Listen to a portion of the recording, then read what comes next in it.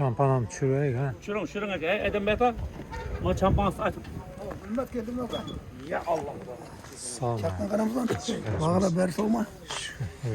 Şu mahsulatında çürü var koy. Yapıpsız o bunu. Hava bugün ev geldim yana biraz. Çağır kilitlerge koyursadık kuru. Çampa bardı yürümeyi. Künüz sıra koyana geldi. Hava. Valla. Sokta kıyın o. Yani çampa çürü olur. Bakasana 10 deyip tutmaz kelişemiz. 10. Arvasından sonrası 15 deyimiz 10 kelişemiz. Arvasan var bunun. Prensibim var. Hava presibi var. 4 tıka çayamazsa 2 tıka çaklı presipleri var. Kep koyardı o alacak adam yanında şöyle şöyledi. Berini kelişe öğrenmiş koy. Nömerlerden açsak 99'dan 731 57 10. Adam bayağı kadar müracaat kılavursuzlar. Yine bir çampalarım var uyda tuttu. Ondan kelişe öğrenmiş. Berini kelişi beklet öğrendi. Üstünde kelişken aşağıda kuru. Birileri pelen getiresemediydi kurme o.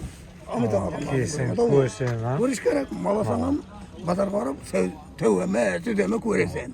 Abalam şunun bir ahır. Görüp kaydak koyarsan. Adam aytala verəcək. Hava. Şümmede çünet adam bilen kesin.